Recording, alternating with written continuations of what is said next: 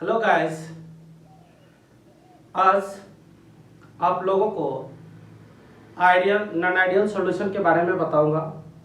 इससे पिछले वीडियो में आपको बताए थे राउल्ट्स लॉ के बारे में, जिसमें वोलेटाइल और नॉन वोलेटाइल सॉल्यूट के लिए मैं बता दिया था और उसका एक्सप्रेशन भी आपको बता दिया था लैबोरेट करके, विस्तार पूर्वक आपको बता चुके हैं।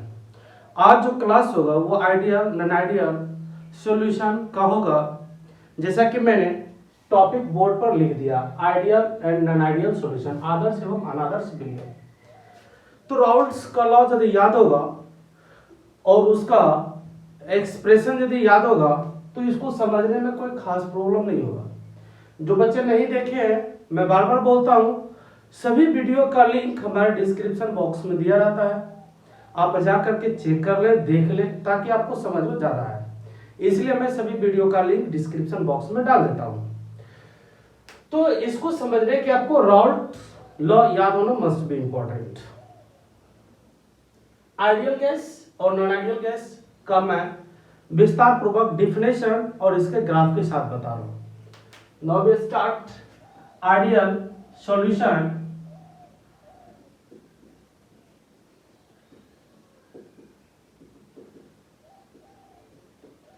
आदर्श विलयन। तो आपको लेक्चर नंबर 2 में बताए थे कंसंट्रेशन के बारे में। कई सारे टाइप के कंसंट्रेशन होते हैं, तो सभी कंसंट्रेशन और टेम्परेचर पर यदि विलयन राउल्ट के लॉ को फॉलो करती है तो उसको हम आइडियल सॉल्यूशन बोलते हैं। मस्ट बी इंपॉर्टेंट, किसके लॉ को? राउल्ट्स लॉ को जो भी विलयन फॉलो करेगी वो सब के सब किस में आएगा? आइडियल सॉल्यूशन में आएगा। तो मैं यहां पर लिखता हूं, वे सभी विलयन जो सभी तापों एवं सांद्रताओं पर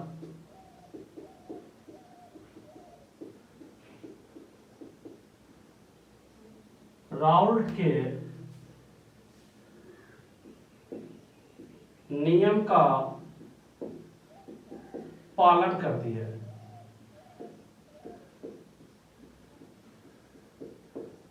तो उसे आइडियल सॉल्यूशन कहा जाता है। एक चीज और, इसमें लगभग समान ग्रुप के सभी विलयन आएंगे। For example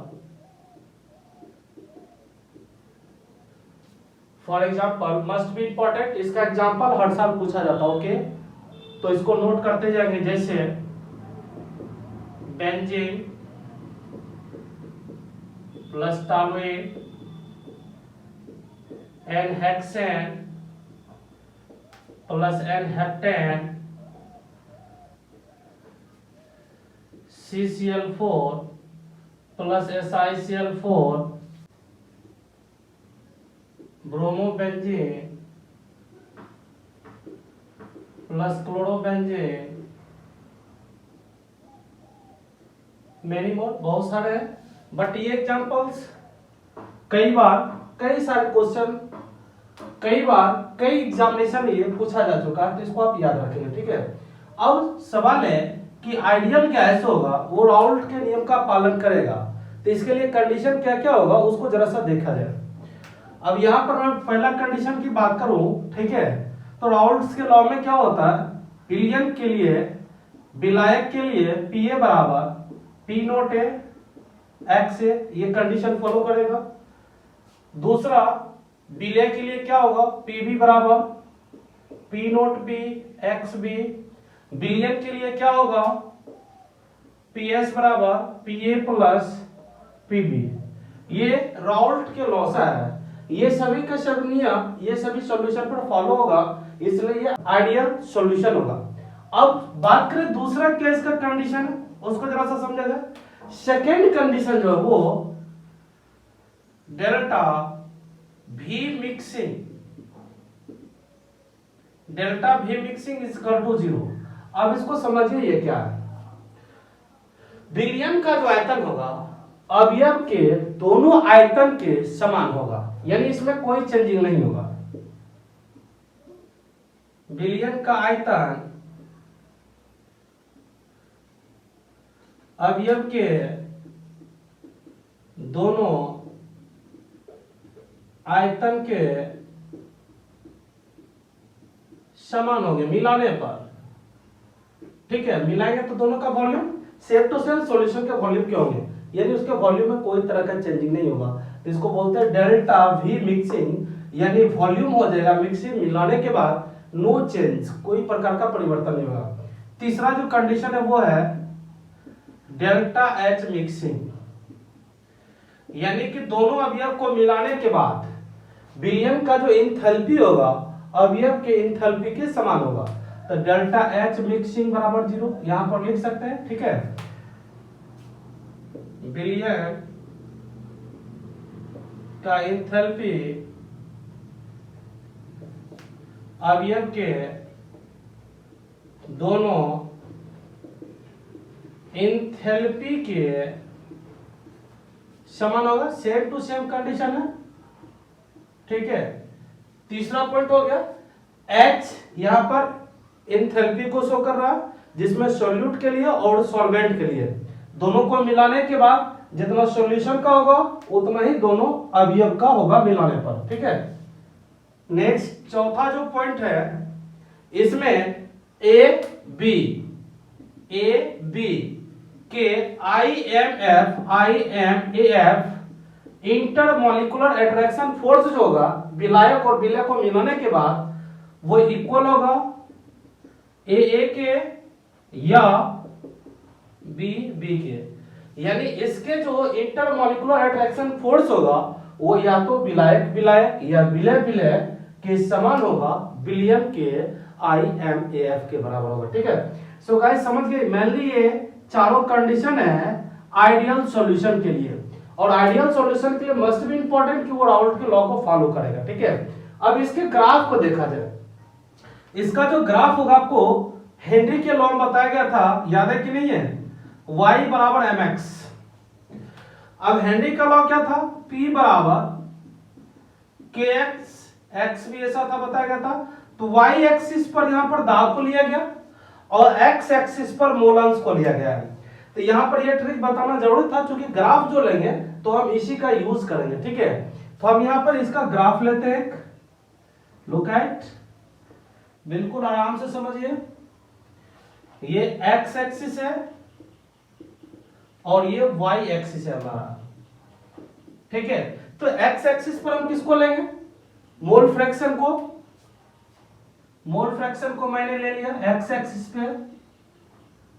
so guys y axis पर किसको लेंगे, वाष्प दाब को, वेपर प्रेशर को।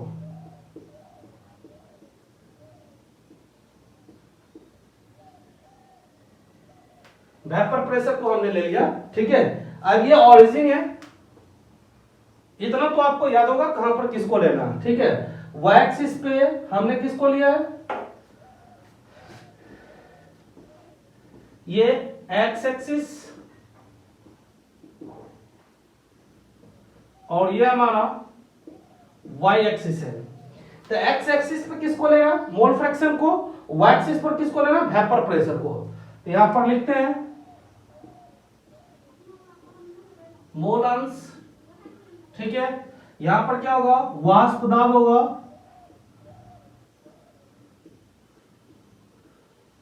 क्लियर, सबको समझ में आ गया। कौन एक्सिस पर किसको लेंगे, क्लियर है ना। अब यहां पर मैं बात करूं कैसे लेंगे, ए के लिए कैसे लेंगे, बी के लिए कैसे लेंगे, उसको जानना जरूरी है। अब मैं इसको इरेज कर रहा हूं, इसको आप समझ गए, इस ट्रिक को कैसे ग्राफ को याद रखेंगे। अब चल तो हम x एक्सिस पर और y एक्सिस पर अलग अलग कंटेंट को लेते हैं। तो x एक्सिस पर हमारा मोल फ्रैक्शन रहेगा a और b का, विलायक और विलय का, और y एक्सिस पर उसका दाब रहेगा a और b के, ठीक है। तो लेते हैं, मान लेते हैं यहां पर xa का वैल्यू 1 है, यानी कि विलायक का मोलन्स कुछ है तो उसका प्रेशर भी तो कुछ होगा। तो यहां पर इस लाइन पर प्रेशर है, मान लेते हैं यहां पर विलायक के शुद्ध अवस्था का दाब कुछ है, ठीक है। अब कुछ देर के बाद ये धीरे धीरे घटते घटते क्या होता है ना कि जीरो हो जाता है, x is equal to zero हो जाता है, ठीक है। तो इसका प्रेशर ना इसके नीचे चल, इसका प्रेशर यानी y एक्सिस का मान x एक्सिस पर कहीं पर भी जीरो हो जाएगा। तो ये रैंडमली चलता है और जीरो पे पहुंच जाता है, ठीक है। बट यहां पर आप जानते हैं विलायक और विलयक के मूलांश का योग कितना होता है, एक होता है। XA का मान यदि एक है तो XB का मान कितना होगा, जीरो ले सकते हैं क्या, दोनों को जोड़ेंगे तो एक आ जाएगा। ऑन द सेम वे यदि यहां पर हम XB को जीरो लिए हैं तो यहां पर भी तो दोनों का होगा ना, XA और XB दोनों का होगा और जोड़ने के बाद एक आएगा। तो यहां पर XA का मान जीरो है, XB का मान क्या हो सकता है, XB का मान यहां पर एक होगा।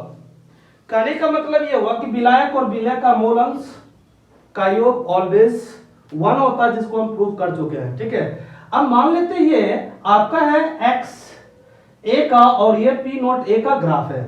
तो यहां पर हम लिख सकते हैं p बराबर pa बराबर p note a x a। Clear हो गया, सबको समझ में आ गया। अब दूसरा हम क्या करते हैं ना कि यहां पर देखते हैं XB जीरो है, लेकिन कुछ देर के बाद ये वन हो जाता है, यानी XB का भी मान यहां से यहां तक ही जाएगा, लेकिन ये जीरो से उठना स्टार्ट होगा। इसका मतलब इसका ग्राफ बढ़ेगा। लुक एट, इसका ग्राफ बढ़ेगा, बढ़ गया। अब ये भी क्या होगा ना कुछ वेपर प्रेशर को शो करेगा, ये भी वेपर प्रेशर शो करेगा। तो इस पॉइंट तक ये वर्क करता है, ये P नोट B है, चूंकि ये वाष्प दाब के पैरेलल में इसलिए ये भी वाष्प दाब होगा। तो यहाँ B का था तो यहाँ भी P नोट B हो जाएगा। देन ये जो ग्राफ है ये ग्राफ क्या होगा, PB बराबर P नोट B XB, इसको राइट कर सकते हैं, ठीक है। अब देखते हैं यहां पर विलायक की शुद्ध अवस्था का दाब है और ये विलयक की शुद्ध अवस्था का दाब है। यदि दोनों को मिला देते हैं देन PS बराबर प्रेशर ऑफ सॉल्यूशन बराबर PA प्लस PB, ठीक है। ये ग्राफ निकला हमारा किसका, राउल्ट्स का। सबको समझ में आ गया, बराबर सबको समझ में आ गया। अब इस ग्राफ में हम देखते हैं यहां x अक्ष पर मोल अंश एवं y अक्ष पर वाष्प दाब को लिया गया है। दैट्स क्लियर, सबको समझ में आ गया। यदि x अक्ष पर XA का मान एक हो तो XB का मान शून्य होगा, क्योंकि जोड़ने के बाद दोनों का क्या होगा, एक होगा, ठीक है। दूसरा कंडीशन हम क्या बनाए, यदि x एक्सिस पर XA का मान विलयक के मूल अंश का मान XA का मान शून्य हो तो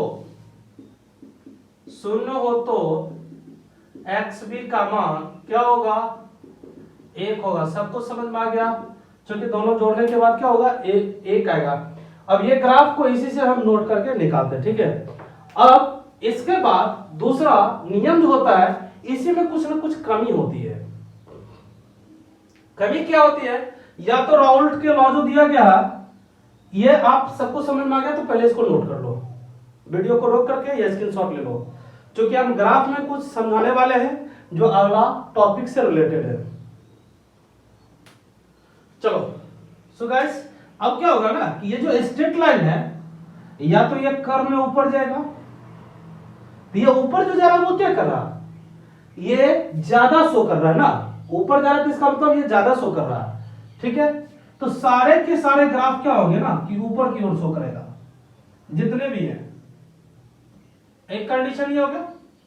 दूसरा कंडीशन जरा सोचो क्या हो सकता हो, ये ग्राफ यदि ऊपर जा सकता है तो भाई मेरे नीचे भी तो जा सकता है, सारे के सारे जितने हैं वो सभी के सभी नीचे भी तो जा सकता है। यानी दो तरह के कंडीशन हो सकते हैं नॉन आइडियल सॉल्यूशन में, एक बढ़ भी सकता है दूसरा घट भी सकता है, लेकिन उसमें कभी भी जीरो नहीं होगा चेंजिंग में, या तो ज्यादा होगा या कम होगा। समझ में आ रहा सबको?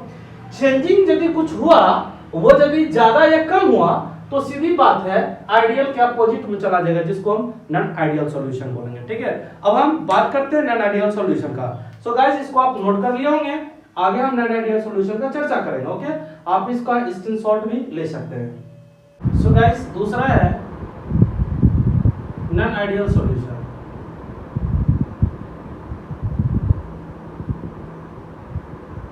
Non ideal solution another civilian, right ना?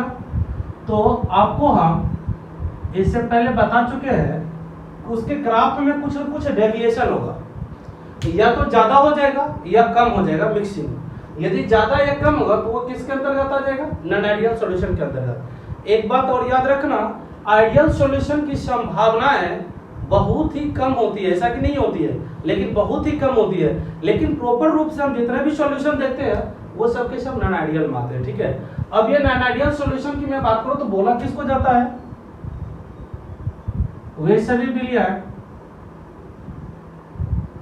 विलियन जो राउल्ट के नियम का पालन नहीं करती है, नियम का पालन नहीं करती है, तो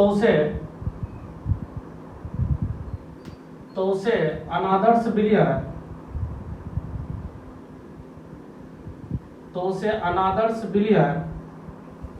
नॉन आइडियल सॉल्यूशन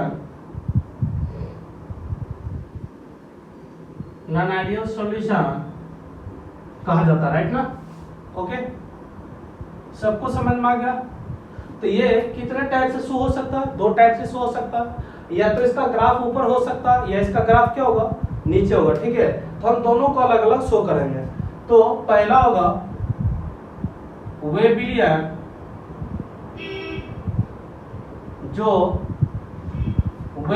जो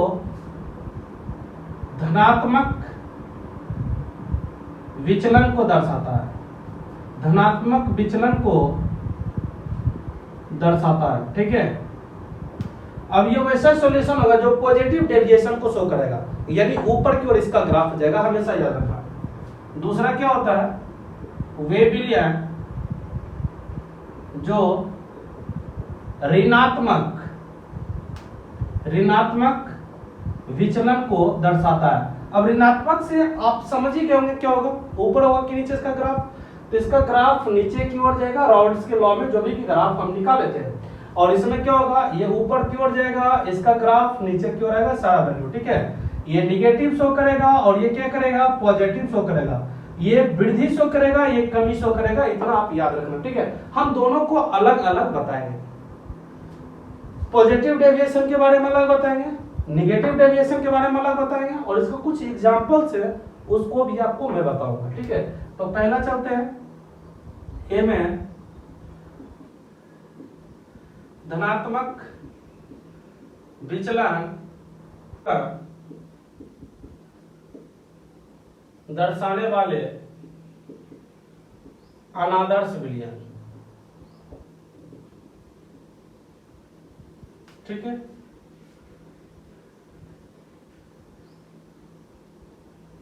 नॉन आइडियल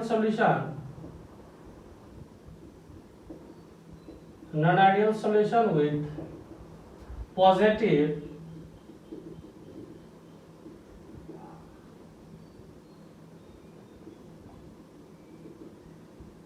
डेविएशन। ओके, अब ये बोलते किसको है, इसको जरा सा समझा जाए। ठीक है, पॉजिटिव डेविएशन के बारे में।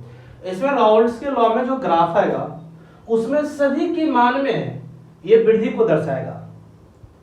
तो वैसे अनादर्श विलियन को हम लोग बोलते हैं धनात्मक विचलन दर्शाने वाले अनादर्श विलियन। राइट, सबको समझ में आ गया? ये क्या दर्शाएगा? ज्यादा या कमी, ज्यादा पॉजिटिव या निगेटिव शो होगा, या पॉजिटिव शो होगा, राइट। आगे हम इसका ग्राफ बताते हैं और कुछ इसके एग्जांपल से उसको बता रहे हैं, ओके। इसका डिफिनेशन, इस प्रकार के बिलियन में सभी परिवर्तन का मान सामान्य से अधिक होता है एवं इसका ग्राफ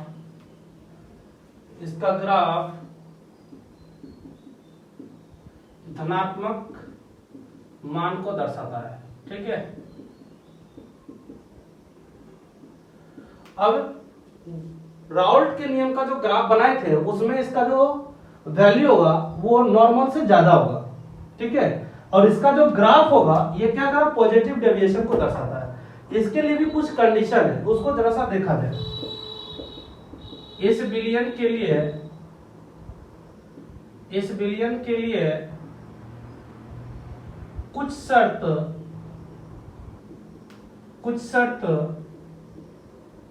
निम्नलिखित है, कुछ कंडीशन है। अब क्या कंडीशन है जरा सा देखा जाए। पहला कंडीशन है कि पी ए ग्रेटर देन होगा पी नोट ए एक्स ए का, यानी ये बराबर तो अब नहीं दर्शा रहा, ये ज्यादा दर्शा रहा ना, ग्रेटर देन है। दूसरा कंडीशन पी बी जो होगा विलय के लिए भी जो होगा वो ग्रेटर देन होगा P nought B X B, that's clear. यदि बिलियन के लिए निकालेंगे तो क्या लिखेंगे बताओगे, तो पी एस ग्रेटर देन होगा पी ए प्लस क्या चीज पी बी, इसका वैल्यू ज्यादा होगा बिलियन का। मिलाने के बाद दोनों अवयव को मिलाने के बाद बिलियन का जो वाष्प दाब होगा दोनों अवयव से ज्यादा होगा, ठीक है। यानी हम यूं कह सकते हैं कि इसमें P A does not equal to 0, P B does not equal to 0, P S does not equal to 0, ये सबके सब 0 के बराबर नहीं होगा। तो क्या होगा, कुछ ज्यादा या कम होगा, कुछ क्या होगा ज्यादा या कम होगा। तो वो कौन सा बिलियन में आएगा, नॉन आइडियल सॉल्यूशन में आएगा, इसको आप याद रखेंगे। नॉन आइडियल सॉल्यूशन में डेल्टा वी मिक्सिंग भी क्या होगा, डज नॉट 0 होगा, डेल्टा एच मिक्सिंग भी क्या होगा, डज नॉट 0 होगा, इसको भी आप याद रखेंगे, ठीक है। अब हम इसमें चर्चा करते हैं, 0 नहीं होगा तो क्या होगा, या तो ज्यादा होगा कम होगा, ज्यादा वाला किस में आएगा, धनात्मक विचलन में। अब यहां पर इस एक नंबर को देख लिया। दूसरा नंबर क्या देखते हैं कि दोनों अवयव को मिलाने के बाद बिलियन का आयतन अवयव के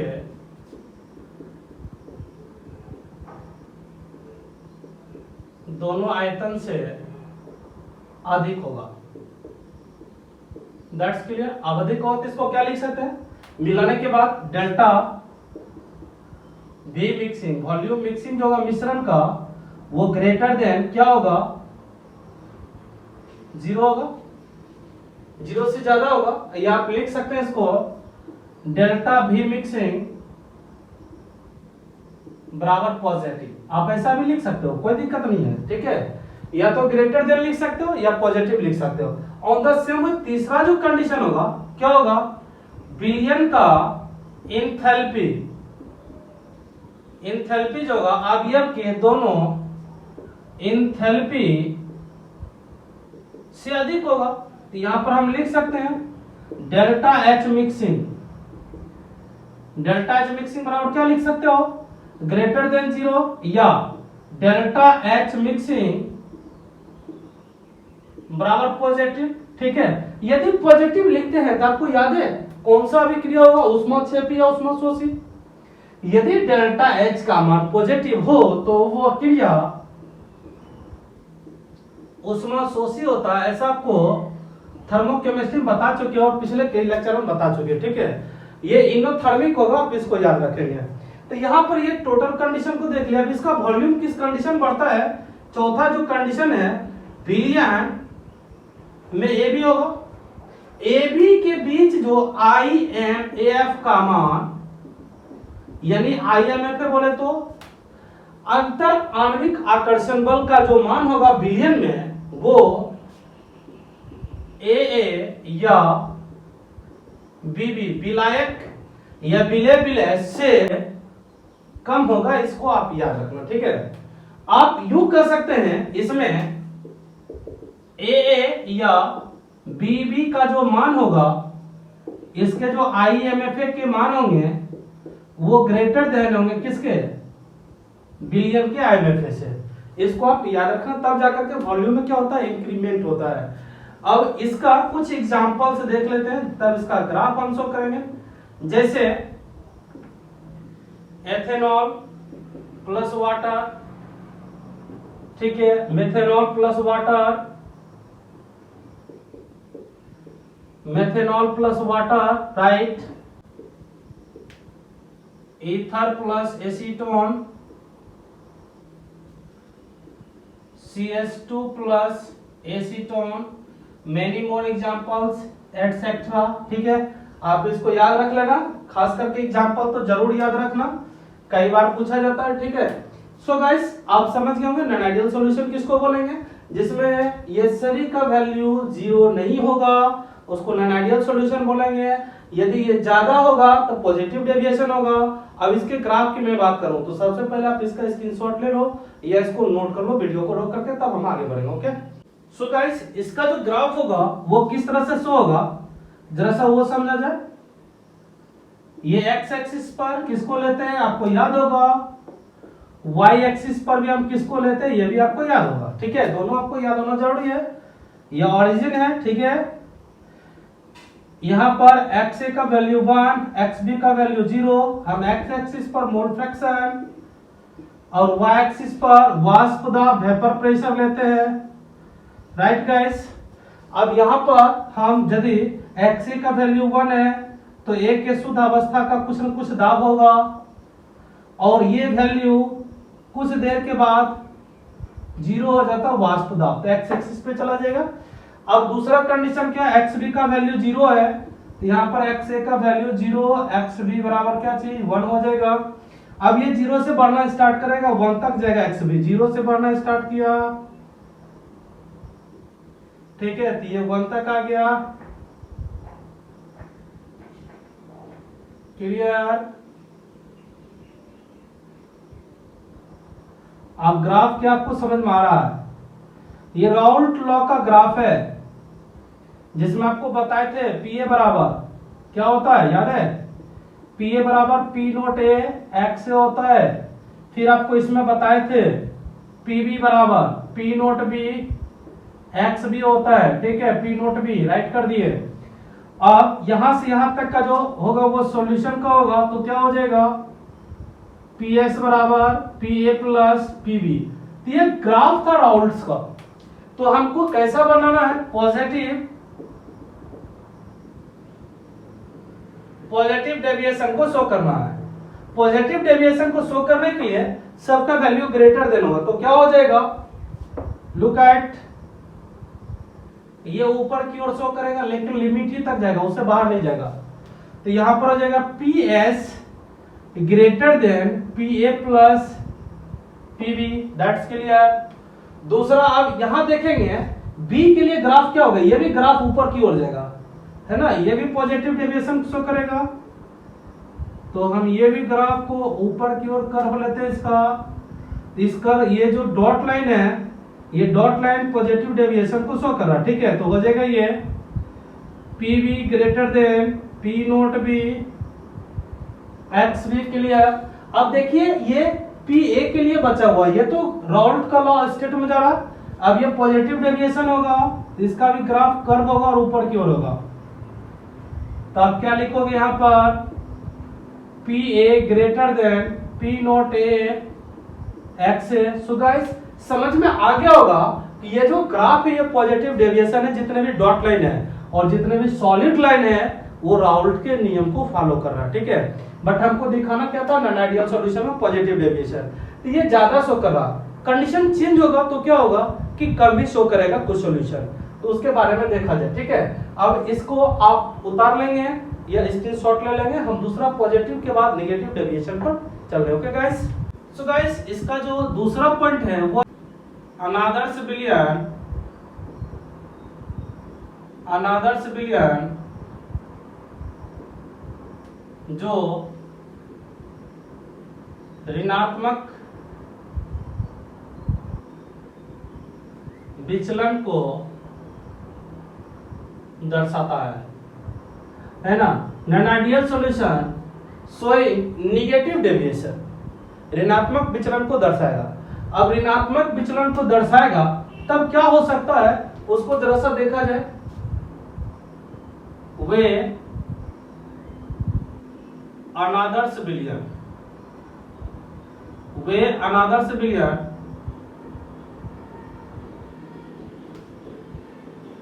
जिसके परिवर्तन का मान सामान्य से कम होता है तो उसे ऋणात्मक विचलन दर्शाने वाले, ऋणात्मक विचलन नेगेटिव डेविएशन दर्शाने वाले अनादर्श विलयन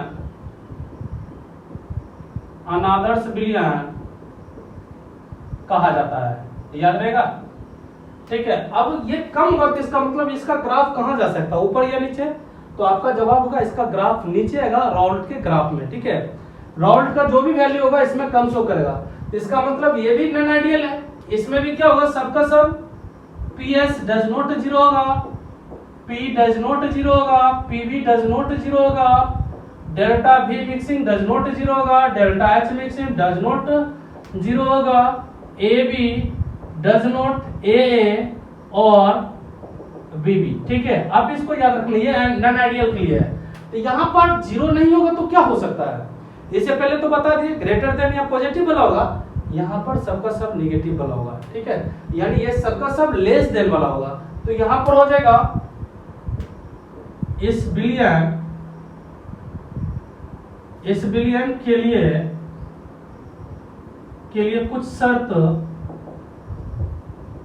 कुछ शर्त निम्नलिखित है। अब क्या क्या जरा सा उसको देखा जाए, ओके। पहला जो कंडीशन है वो है PS less than PA plus क्या चीज PB, या इसको ऐसे भी लिखा जा सकता है PS बराबर निगेटिव। अब याद रखना निगेटिव का साइन जब भी दिया तो वो ऋणात्मक विचलन या निगेटिव डेविएशन को शो करेगा। तो यहाँ पर ये भी लिखा जा सकता है PA less than P note A X A, PB less than P note B X B, right guys. ये लेस देन के स्थान पर हम यहाँ पर निगेटिव भी इक्वल लिख सकते हैं। दूसरा जो कंडीशन है, दोनों अवयव को मिलाने के बाद विलयन का जो आयतन होगा, विलयन का आयतन अवयव के दोनों आयतन से क्या होगा, कम होगा। तो आप क्या लिख सकते हो, डेल्टा V मिक्सिंग कम होगा मतलब लेस देन 0, या आप you can delta V mixing बराबर निगेटिव। आप इसको याद रखना, दोनों में से कोई पूछा जाता है, या तो लेस देन 0 कर देगा या निगेटिव कर देगा, पूछेगा कौन डेविएशन है, ठीक है।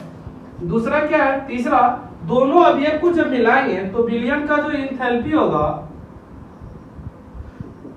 विलयन का जो एंथैल्पी होगा वो अवयव के दोनों एंथैल्पी से क्या होगा, कम होगा। आप इसको याद रखना, कम होगा तो मीन्स ऑफ दैट क्या लिख सकते हो, delta H mixing less than 0। ये दूसरा इसका कंडीशन और हो सकता है, डेल्टा H मिक्सिंग दूसरा टाइप इसको लिख सकते हैं इज इक्वल टू क्या चीज, निगेटिव। याद है निगेटिव साइन यदि डेल्टा H का आ जाता है तो वो कौन से भी क्रिया को दर्शाता है,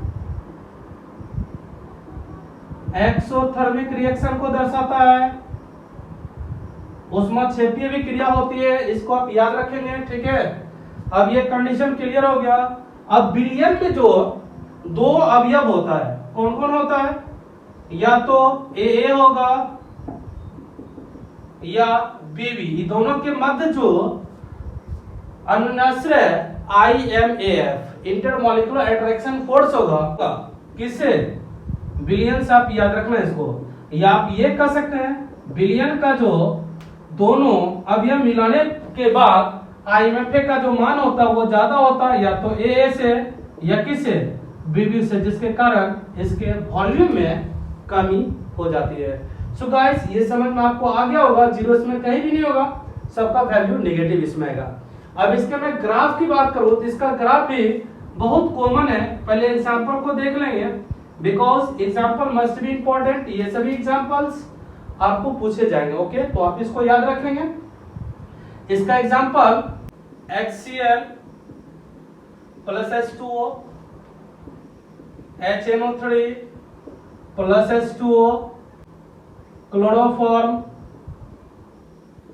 प्लस एसीटोन, और भी लिख सकते हैं chloroform plus ether, many more, कई सारे होते हैं, बट ये एग्जांपल काफी इंपॉर्टेंट है, ये दोनों में से कोई एक पूछा जाता है, आप इसको याद रखेंगे। इसके ग्राफ की मैं बात करूं, इसका ग्राफ काफी इजी है, हम बगल में ही बनाते हैं, पहले इसको आप नोट कर लिए होंगे, ठीक है, तो इसको ग्राफ को मैं शो कर रहा हूं। तो इसका ग्राफ जो होगा उसको जरा सा आप देखेंगे, ये एक्स एक्सिस है और ये हमारा वाई एक्सिस है। एक्स एक्सिस पर हम किसको लेते हैं, मोल फ्रैक्शन को, वाई एक्सिस पर किसको लेते हैं, वेपर प्रेशर को। सो गाइस यहां पर एक्स ए का मान 1 होगा, एक्स बी का मान क्या हो जाएगा 0, ठीक है।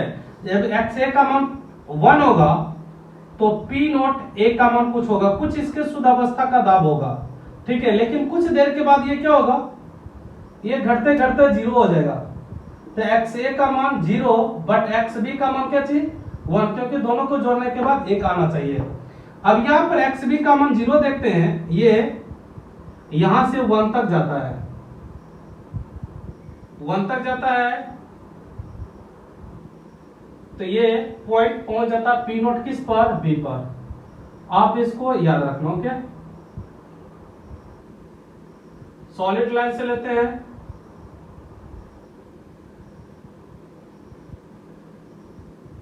तो हम इसको लिख सकते हैं क्या चीज, पी ए बराबर P not A X A, Raoult के नियम के अनुसार। इसको आप क्या लिख सकते हैं इस ग्राफ को, पी बी बराबर P nought B X B, ठीक है। ए से लेकर के बी तक की दोनों को यदि मिलाएंगे तो बिलियन का सॉल्यूशन का प्रेशर क्या हो जाएगा, P A plus P B, आप इसको याद रखना। तो इसके ग्राफ में क्या होगा, निगेटिव शो करेगा, यानी हम लोग अभी ग्राफ बनाए ये राउल्ट के नियम का है, अब इसमें ये क्या करेगा, कमी शो करेगा। तो ग्राफ जो सॉलिड लाइन है उससे नीचे आएगा, नीचे मतलब कमी को दर्शाएगा, तो ये निगेटिव डेविएशन को शो कर रहा है। यह है सॉल्यूशन का ही बट निगेटिव डेविएशन शो कर रहा है, तो क्या हो जाएगा, ये हो जाएगा P S less than P A plus का चीज पी बी, इसको लिख सकते हैं। जितना भी सॉलिड लाइन है वो सब के सब निगेटिव आ जाएगा, कमी आ जाएगा, नीचे क्यों होगा। अब ए के लिए देखेंगे, सॉलिड लाइन से ये भी कम हो रहा जाएगा उसी पॉइंट तक, तो इसको आप क्या लिखोगे, P A less than P not A X A, ठीक है। अब देखेंगे बी के लिए, ये भी क्या करेगा, निगेटिव डेविएशन, ये भी कम होगा, तो आप इसको क्या लिखोगे, पी बी बराबर sorry P B less than P nought B X B, ठीक है। सो गाइस समझ गए होंगे कि ये नीचे की ओर जा रहा था नेगेटिव, और इससे पहले जो बताया वो ऊपर की ओर था पॉजिटिव, तो दोनों डेविएशन को आप अच्छे तरीके से समझ गए होंगे, और ये दोनों होने के कारण ही ये कौन सा सॉल्यूशन कहलाता है, अनादर्श बिलियन कहलाता है। सो गाइस ये क्लियर रूप से समझ गए होंगे। अब हम जो बच्चे इससे पिछले वीडियो में क्वेश्चन को बनाकर सेंड किए थे उसका नाम आपको शो कर रहे हैं। ओके,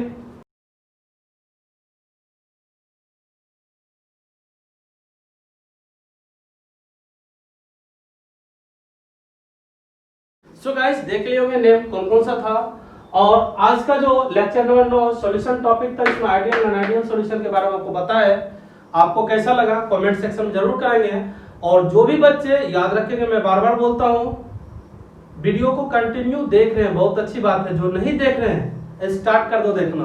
और जो बच्चे देखते हैं कोई कॉस्ट नहीं है, बस एक चार्ज अप्लाई किया जाता है, वो हमारे वीडियो को ज्यादा से ज्यादा लाइक करें और शेयर करें। सब्सक्राइब की कोई जरूरत नहीं है। तो आप जितना लाइक करोगे उतनी ही ज्यादा एनर्जी हमको मिलती है और उतना ही ज्यादा एक्सप्रेस रूप से हम आपको समझाते हैं। सो गाइस, आज के लिए भी इस वीडियो से रिलेटेड हम कुछ क्वेश्चंस आपके लिए छोड़ के जा रहे हैं और रेडी रहेंगे। जब वीडियो का लेक्चर हम 12 क्रॉस करेंगे तो ठीक टेस्ट ले लेंगे, यानी 3 लेक्चर बचा हुआ, 3 लेक्चर और बताएंगे, उसके बाद हम टेस्ट लेंगे। तो रेडी रहेंगे। लेक्चर नंबर कहां से 7 से लेकर के 12 तक के लिए। ओके, सो गाइस, आज का क्वेश्चन लुक एट।